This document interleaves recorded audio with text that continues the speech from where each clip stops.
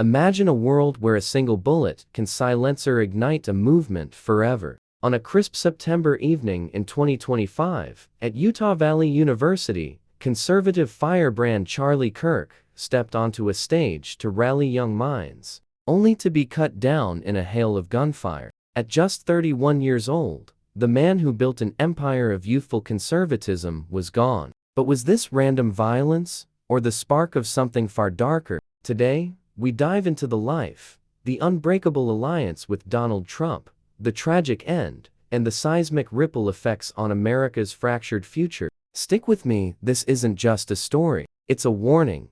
Charlie Kirk wasn't born into politics. He was forged by it. Growing up in the quiet suburbs of Wheeling, Illinois, in the early 1990s, young Charlie was the son of an architect and a mental health counselor. He wasn't from wealth or power, but from a middle-class family that instilled a fierce love for America in him.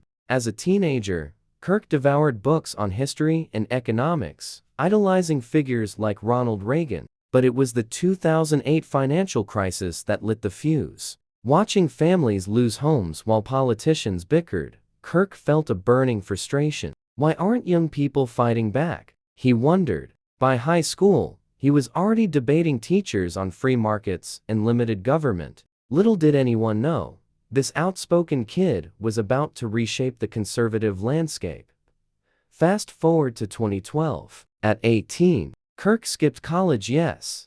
You heard that right, and founded Turning Point USA. What started as a basement operation with a few friends exploded into a nationwide juggernaut. Picture this. Campus tables stacked with "Socialism sucks" stickers, viral debates dismantling liberal professors, and rallies drawing thousands of Gen Z conservatives. Kirk's secret weapon? Charisma. With his sharp suits, rapid-fire rhetoric, and unapologetic patriotism, he turned conservatism cool. By 2016, Tulsa had chapters on over 1,000 campuses, raising millions and mobilizing voters. But success bred enemies. Protests turned ugly, shouts of "fascist" echoed as Kirk pushed back against what he called the woke indoctrination of universities. Was he a hero to the right, or a provocateur to the left? The divide only grew.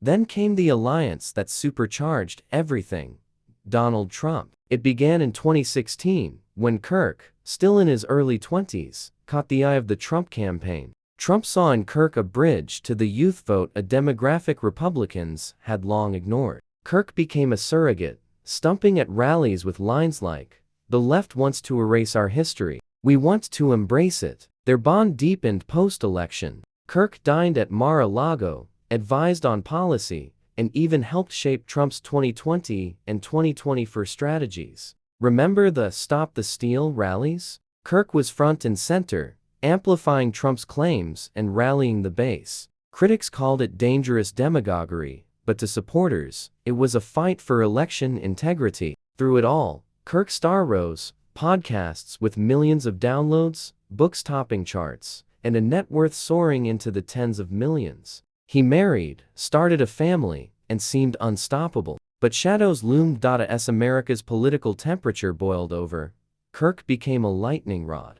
Death threats poured in hundreds, by his own count. He beefed up security, but never backed down. "If we don't fight now," he'd say, "there won't be an America left for our kids." His rhetoric sharpened, calling out globalist elites, exposing campus biases, and championing border security. In 2024, as Trump eyed a comeback, Kirk's Tulsa action poured resources into battleground states, flipping seats and fueling the MAGA resurgence. But with victory came vulnerability. Whispers of deep state plots swirled in conservative circles. Was Kirk too loud? Too influential? The answer came on September 11, 2025, a date already scarred in American history. It was meant to be just another campus event. Utah Valley University, a sunny afternoon turning to dusk. Kirk, microphone in hand, addressed a crowd of 2,000 students on reclaiming America's soul. He joked about liberal snowflakes, drew cheers with Trump anecdotes.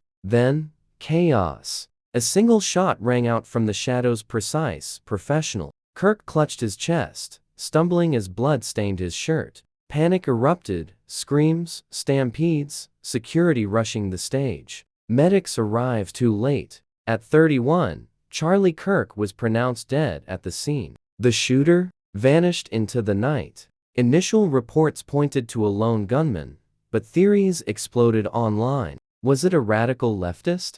A false flag? Ties to anti-Trump forces? The FBI, under Director Kash Patel, vowed a full investigation, but trust in institutions was already shattered. Trump himself tweeted, "Charlie was a warrior. This is war on our values."